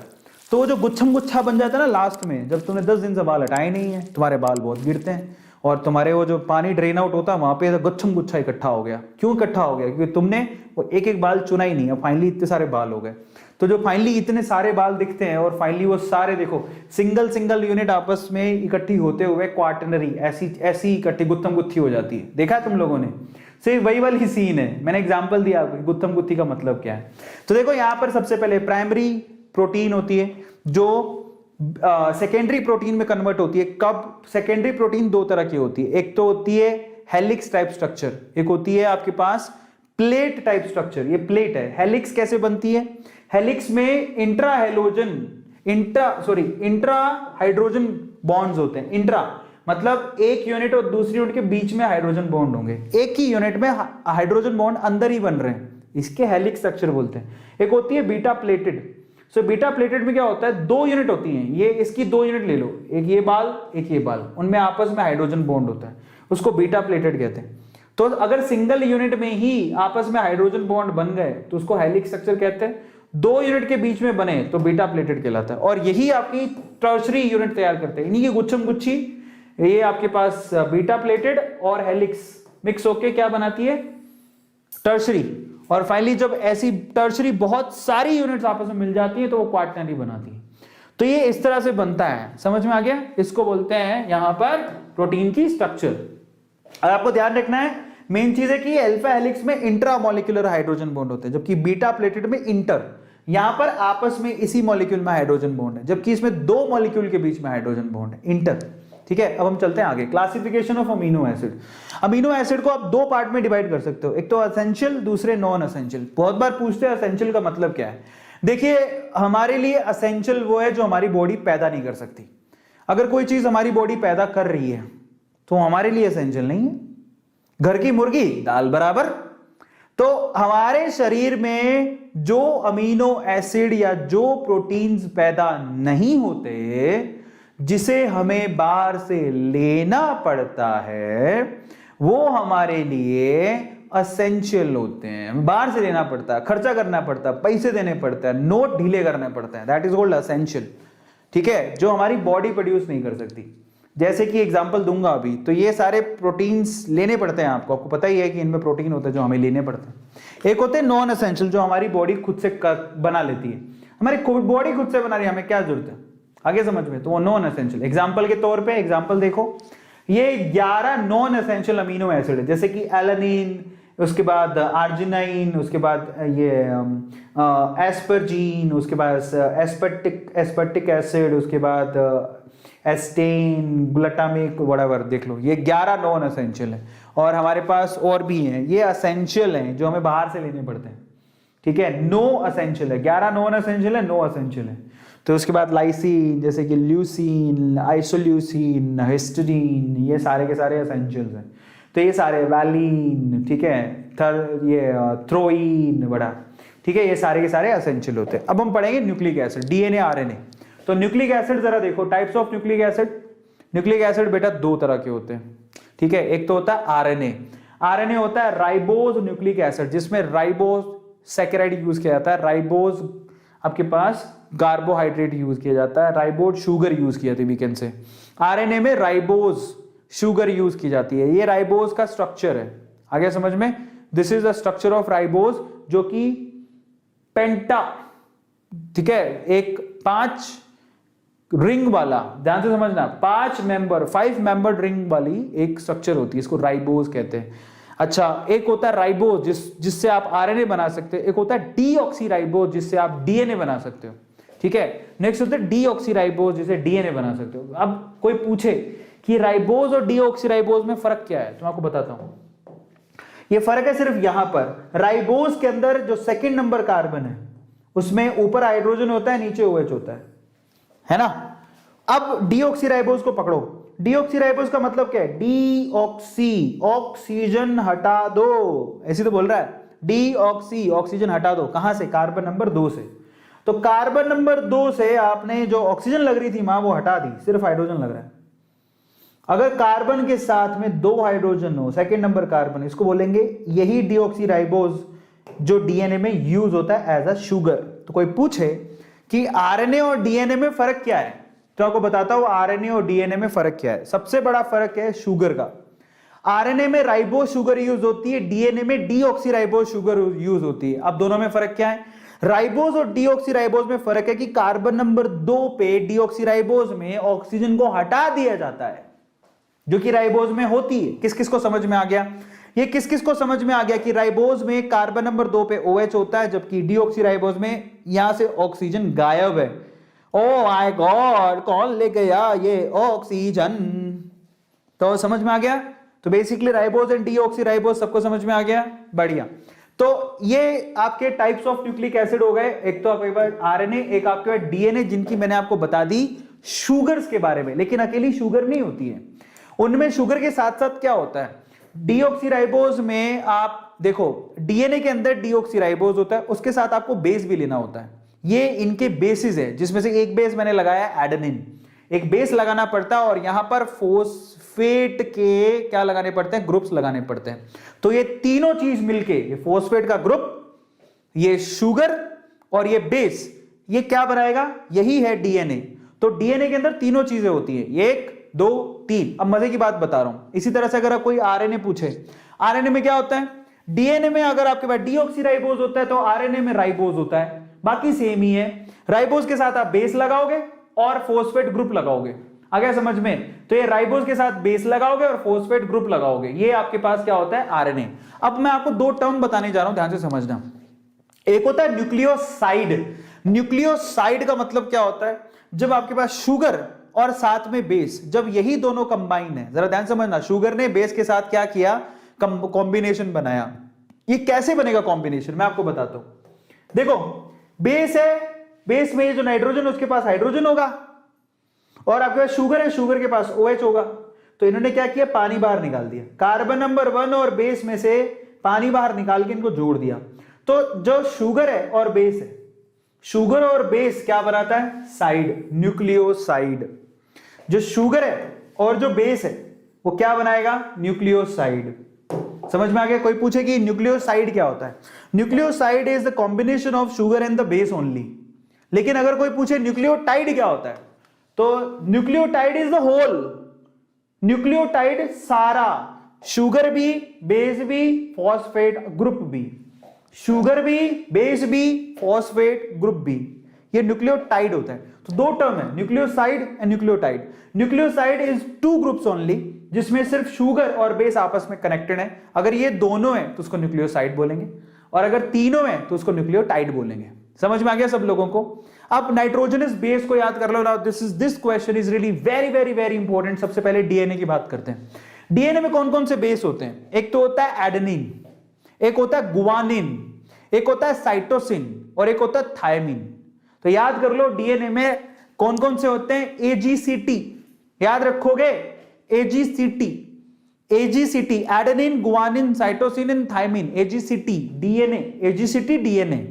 समझ में आ गया। AGCT is in DNA, adenine, guanine, cytosine and thymine, ये बेसिस यूज होते हैं जो कि शुगर के साथ रिएक्ट करते हैं और डीएनए बनाते हैं। बट अगर मैं बात करूं यहां पर आरएनए, तो आरएनए में ये 3 तो कॉमन होते हैं, adenine, guanine, cytosine, AGC, AGC तो कॉमन है। टी की जगह पे क्या होता है वहां पर, यूरासिल, टी की जगह यू यूज होता है। Is this clear. आरएनए में टी की जगह यू यूज होता है, यूरासिल बोलते हैं। अब आपको इसकी स्ट्रक्चर याद नहीं करनी, बट आपको याद होना चाहिए कौन कौन से बेस होते हैं, स्ट्रक्चर से कुछ याद नहीं करना है आपको।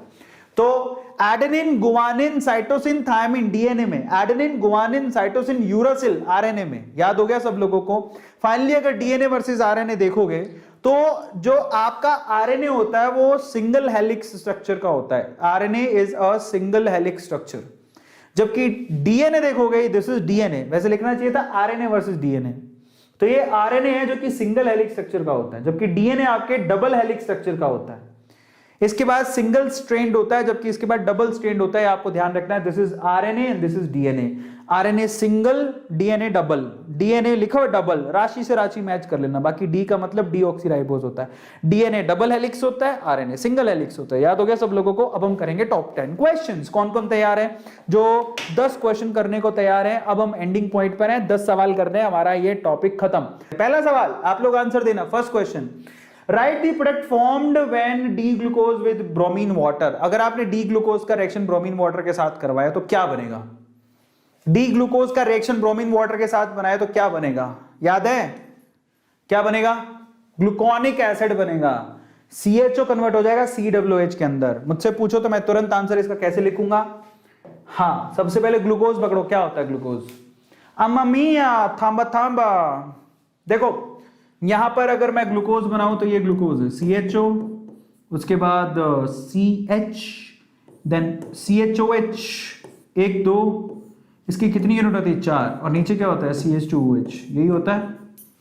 ये तुम्हारे पास क्या है ग्लूकोज। इसका रिएक्शन अगर तुमने करा दिया ब्रोमीन वाटर के साथ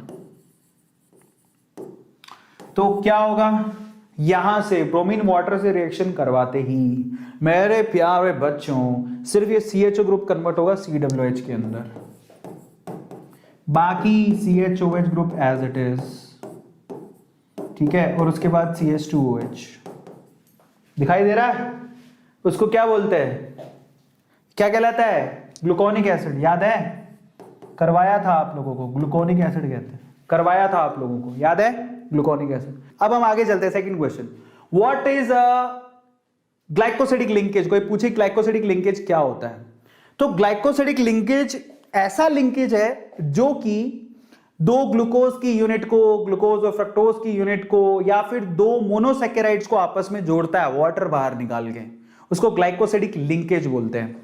जैसे अगर मैं आपको बना के दिखाऊं, आपको अगर पेपर में बनाना है कैसे बनाओगे, आई विल टेल यू। अगर आपको पेपर में बनाना है, मान लो बीटा डी ग्लूकोज की एक यूनिट ले ली, दिखाओ भैया बीटा डी ग्लूकोज की यूनिट कैसे बनाओगे। ये देखो, एक ऑक्सीजन लिया, ये पहला कार्बन है, ये दूसरा कार्बन है, ये तीसरा कार्बन है, ऐसा ऐसा बना दिया तुमने। अल्फा भी ले सकते हो, तुम्हारी मर्जी है। अल्फा में क्या होता था, अल्फा में OH नीचे होता था, H ऊपर होता था। यहाँ पर OH नीचे होता है, अल्फा भी ले सकते हो, ले लो, ठीक है। यहाँ पर OH ऊपर, यहाँ पर H नीचे, यहाँ पर OH नीचे, यहाँ पर H ऊपर, यहाँ पर CH2OH नीचे, और यहाँ पर ऊपर, यहाँ पर H नीचे। ये हुआ अल्फा डी ग्लूकोज बोलते हैं इसे, this is called alpha D glucose, ठीक है। अल्फा डी ग्लूकोज ले लिया, इसकी दो यूनिट पकड़ लो, इसकी दूसरी यूनिट, ये कार्बन नंबर 1 है, ऐसी इसकी दूसरी यूनिट मान लो पकड़ ली मैंने, ये वाली अल्फा डी ग्लूकोज, और ये ऐसा, ठीक है। ये तुमने इसकी दूसरी यूनिट पकड़ी, मान लो कि ये तुम्हारे पास ये भी अल्फा ही है, सपोज, मैं सिर्फ एग्जांपल दे रहा हूं, ठीक है। तो मैं ग्लाइकोसिडिक लिंकेज बता रहा हूं क्या होता है। ये भी अल्फा डी ग्लूकोज है, और मैं इसका सिर्फ एग्जांपल दे रहा हूं आप लोगों को। ये देखो, ये कार्बन नंबर तुम्हारा 4 है, C4, ठीक है। अब मैं तुम्हें ग्लाइकोसिडिक लिंकेज बताता हूं। देखो, ग्लाइकोसिडिक लिंकेज में आपको क्या करना है, सिर्फ वाटर की यूनिट बाहर निकालनी है। इसका OH पकड़ो, इसका H पकड़ो, वाटर बाहर निकाल दो यहां से, ये देखो, ये बाहर निकाल दो, दिखाई दे रहा है। और उससे क्या होगा, यहां पर इस कार्बन नंबर 1 और उस कार्बन नंबर 4 के बीच में ऑक्सीजन टू ऑक्सीजन लिंक बन जाएगा।